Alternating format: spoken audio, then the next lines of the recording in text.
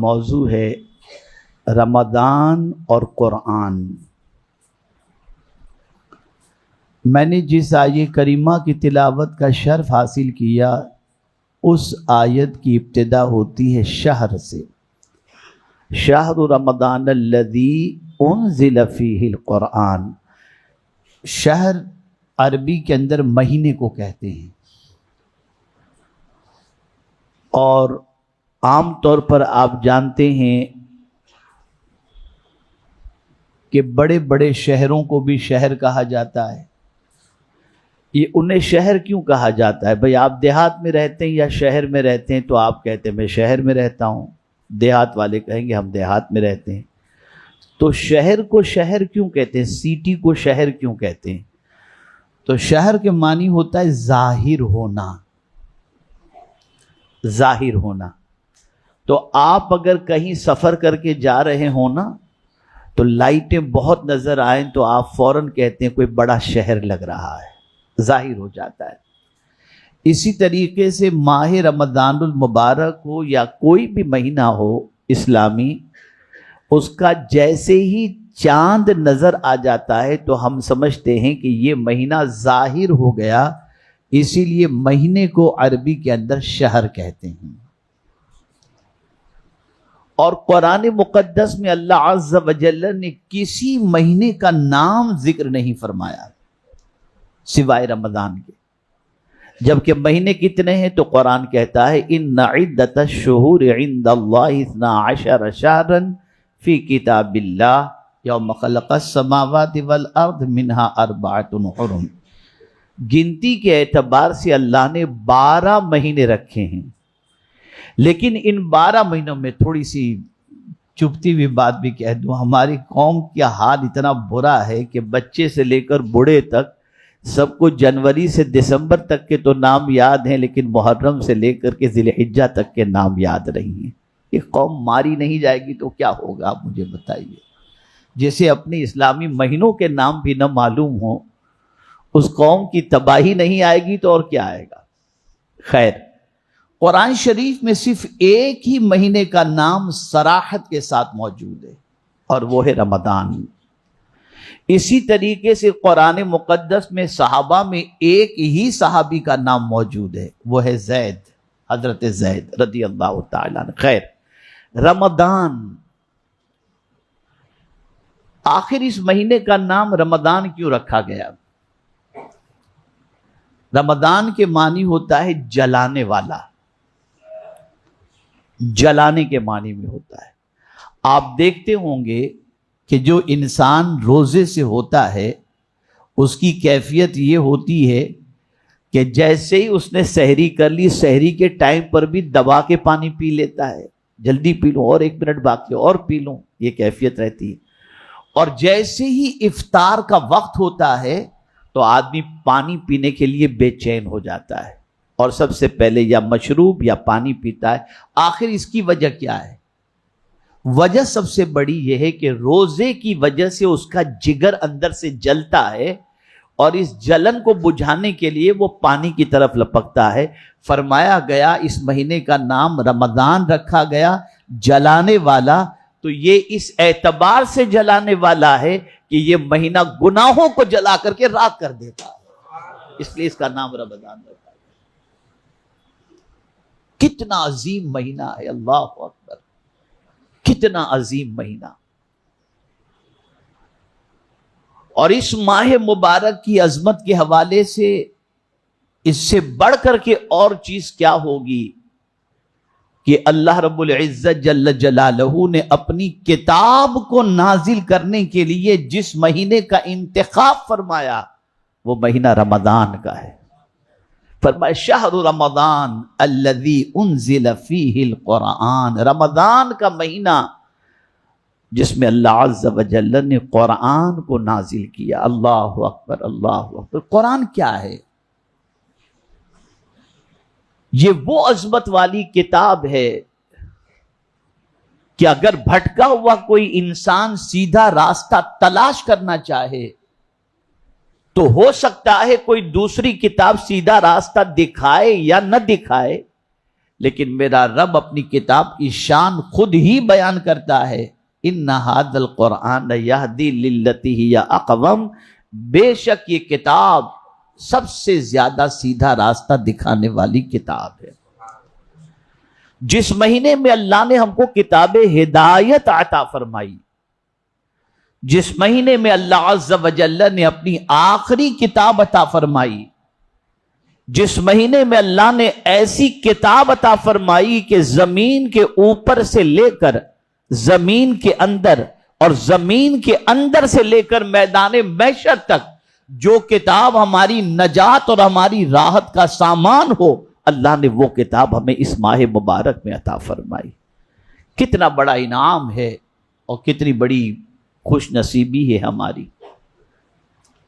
میرے پیارے آقا صلی اللہ تعالی علیہ وسلم کے پیارے دیوانوں، اگر صحابہ کے معمولات ماہ رمضان میں دیکھیں، تابعین کے معمولات ماہ رمضان میں دیکھیں، خود حضور صلی اللہ علیہ وسلم کے معمولات کو ماہ رمضان کے اندر اگر دیکھیں تو آپ کو پتہ چلے گا کہ ماہ رمضان المبارک میں سب سے زیادہ اگر کسی چیز پر روزے کے بعد سب نے فوکس کیا تو وہ قرآن کی تلاوت پر فوکس کیا۔ رسول گرامی وقار صلی اللہ تعالی علیہ وسلم ہر سال پورا قرآن حضرت جبریل امین علیہ الصلاۃ والتسلیم کے ساتھ دور کرتے تھے۔ حضور سناتے تھے، جبریل سنتے تھے، جبریل سناتے تھے، حضور سنتے تھے۔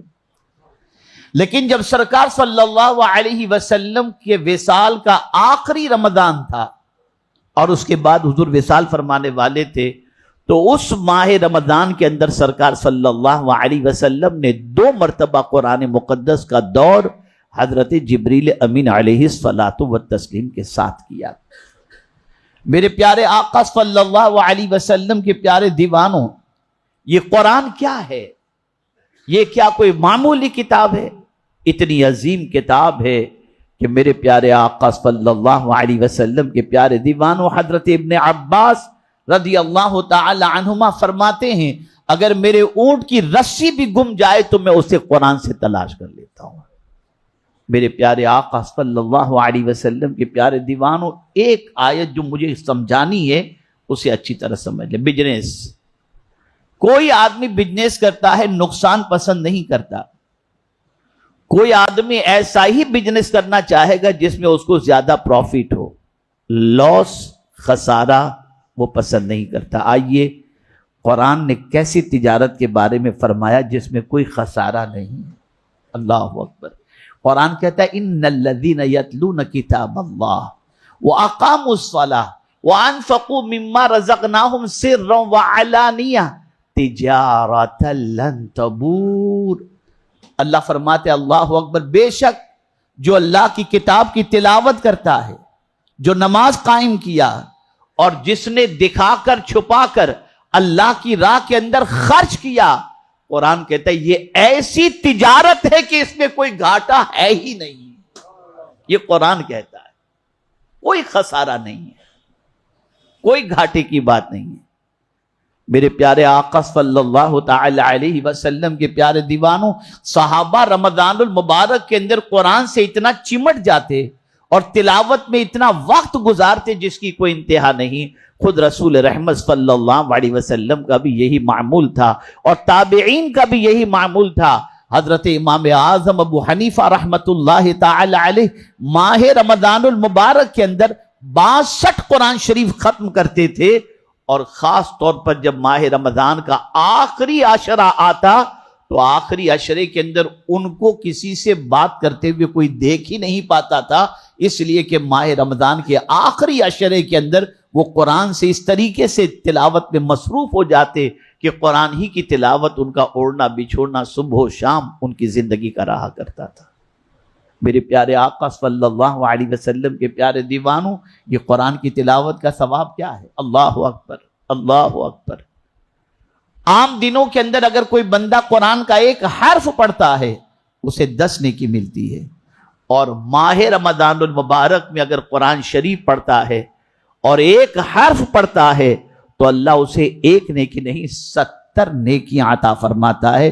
اور بعض روایتوں میں یہاں تک آیا کہ اگر کوئی شخص قرآن مقدس کی تلاوت ماہ رمضان میں کرے تو اس کا ایک پارے کا تلاوت کرنا 100 رکعت نفل پڑھنے سے بہتر ہے. میرے پیارے آقا صلی اللہ تعالی علیہ وسلم کے پیارے دیوانوں، خود رسول رحمت صلی اللہ علیہ وسلم نے فرمایا افضل عبادت امتی قراءۃ القرآن، میری امت کے لیے سب سے افضل عبادت یہ ہے کہ وہ قرآن کی تلاوت کرے، قرآن کی تلاوت کرے. میرے پیارے آقا صلی اللہ علیہ وسلم کے پیارے دیوانوں، رمضان اور قرآن کو تھوڑا سا دیکھیں. عام طور پر انسان گناہوں میں زندگی گزارتا ہے، 11 مہینے اس کے گناہ کے اندر گزر جاتے ہیں. ماہ رمضان المبارک میں وہ بڑے سے بڑے گناہوں سے بچنے کی کوشش کرتا ہے اور اپنے دامن کو گناہ سے بچانے کی کوشش کرتا ہے، لیکن وہ 11 مہینے تک جو اس نے گناہ کیا ہے اس کی وجہ سے اس کا دل زنگ آلود ہو گیا، اس کا دل سیاہ ہو چکا. اور دل کی سیاہی اور زنگ آلود ہونے کی ایک علامت یہ بھی ہے کہ جب اللہ اور اس کے رسول جل جلالہ وصلی اللہ علیہ وسلم کے ارشادات پیش کیے جائیں تو اس کا اثر دل پر اگر نہیں ہوتا تو سمجھ لینا چاہیے کسی ہارٹ کے اسپیشلسٹ کے پاس جانے کی ضرورت نہیں. فیصلہ ہے کہ قرآن کا اثر دل پر نہیں ہوتا، مطلب تمہارا دل کالے پتھر کی طرح زنگ آلود ہو چکا ہے. رسول رحمت صلی اللہ علیہ وسلم کی بارگاہ میں صحابہ حاضر ہوئے، عرض کرنے لگے یا رسول اللہ صلی اللہ تعالی علیہ وسلم، اگر دل پر زنگ لگ جائے تو اس کا علاج کیا ہے؟ تو میرے آقا صلی اللہ علیہ وسلم نے فرمایا کثرت تلاوت القرآن و ذکر الموت، موت کو کثرت سے یاد کرو اور کثرت سے تلاوت قرآن کرو، اللہ تمہارے دل کے زنگ کو صاف کر دے گا. یہاں تک فرمایا گیا قرآن کی تلاوت کرنے والا ایسا ہے جیسے اپنے رب سے بات کر رہا ہے. یہ معمولی کتاب نہیں. آج ڈپریشن بڑھ رہا ہے، اسٹریس بڑھ رہا ہے. مجھے زیادہ تر لوگ ملتے ہیں تو کاروبار کی مندی کی شکایت کرتے ہیں، بہت سارے پرابلمز کی بات کرتے ہیں. میں پورے چیلنج کے ساتھ آپ کو کہتا ہوں، آپ اس کو زندگی کے اندر اختیار کر کے دیکھیں کہ آپ کو اگر ٹینشن بڑھ گیا ہو، آپ کا دل بیٹھ رہا ہو، کوئی بری خبر آپ کو اس طریقے سے متاثر کر دے کہ آپ کی طبیعت بالکل بدحال ہو رہی ہو، آپ کچھ نہ کریں، وضو کریں اور قرآن شریف کی تلاوت کرنا شروع کر دیں. تھوڑی ہی دیر میں آپ کو ایسا لگے گا کہ دل کا بوجھ جیسے ہلکا ہو رہا ہے اور آپ کی طبیعت فریش ہو جائے گی. دل کو بہلانے اور دل کو بہار میں لانے کے لیے قرآن سے بہتر کوئی چیز نہیں. اسی لیے سرکار صلی اللہ علیہ وسلم خود قرآن کے بارے میں فرماتے ہیں اللہم اجعل القرآن ربیع قلبی، اے اللہ قرآن کو میرے دل کی بہار بنا دے. دل کی بہار، دل خوش کرنا ہے قرآن پڑھو، دل مطمئن کرنا ہے قرآن پڑھو، دل کے اندر بہار لانی ہے قرآن پڑھو، غموں سے چھٹکارا پانا ہے قرآن پڑھو. میرے پیارے آقا صلی اللہ تعالی علیہ وسلم کے پیارے دیوانوں، یہ ماہ مبارک ہمیں قرآن سے اٹیچ کرنے کے لیے آتا ہے. یہ وہ ماہ مبارک ہے جس میں اللہ عز و جل نے ہمیں یہ عظیم تحفہ قرآن کی شکل میں عطا فرمایا. اور الحمدللہ بہت سارے مسلمان ماہ رمضان المبارک کے اندر تراویح میں پورا قرآن سننے کی سعادت حاصل کرتے ہیں. اللہ تعالیٰ سنانے والوں کو، سننے والوں کو، سب کو سلامت رکھے. یہ قرآن کتنا طاقتور ہے.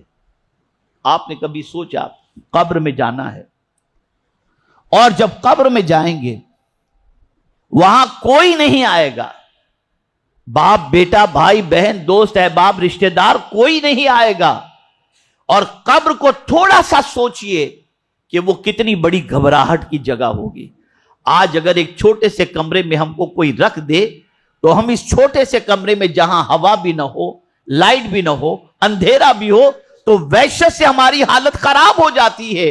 لیکن آج قبر کے بارے میں ہم نہیں سوچتے. وہ قبر کتنی چھوٹی جگہ ہوگی, لیٹنے جتنی جگہ اس سے بڑی جگہ بھی نہیں. وہاں ہمیں لوگ تنہائی میں چھوڑ کر چلے جائیں گے.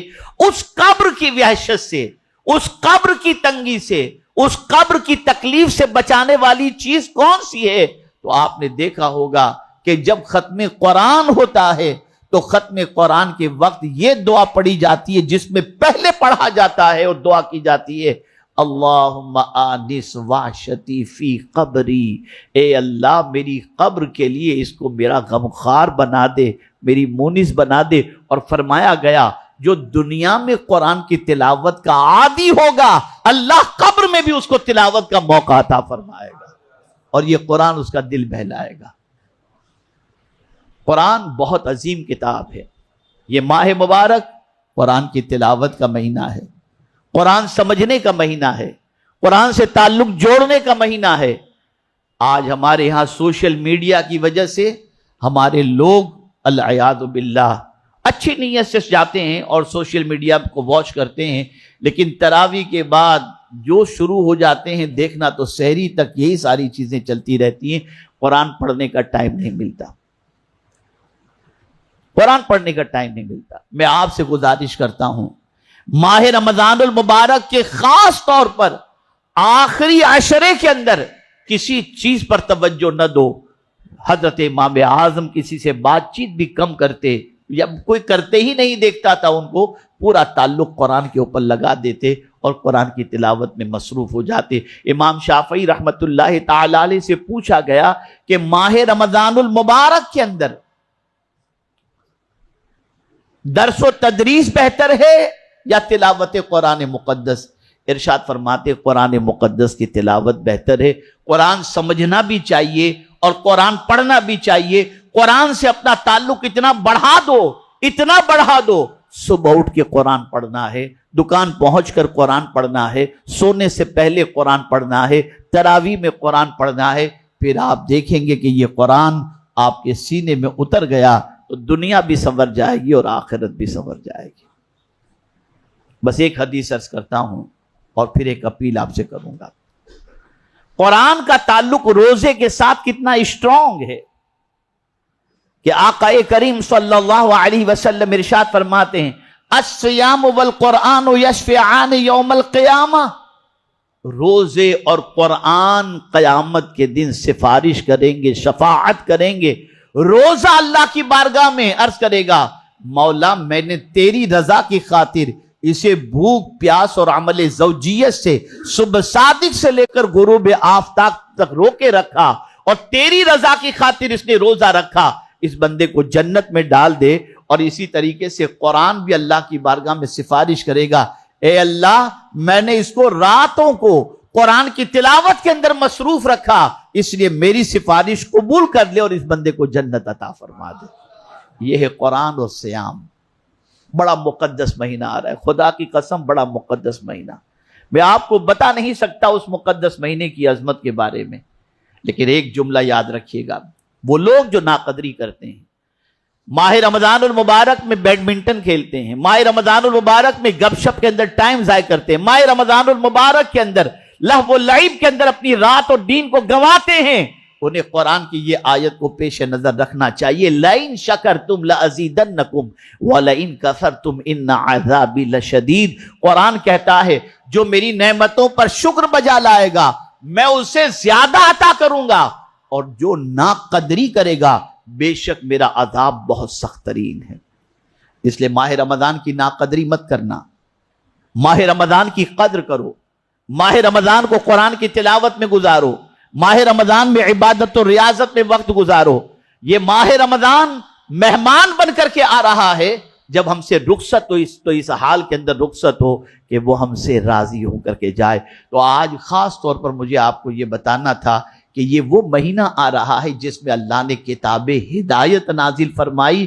اس لیے اس کتاب سے چمٹ جاؤ, اس کتاب کو مضبوطی سے پکڑ لو, اس کتاب سے تعلق کو استوار کر لو. انشاءاللہ العظیم دنیا بھی سنور جائے گی اور آخرت بھی.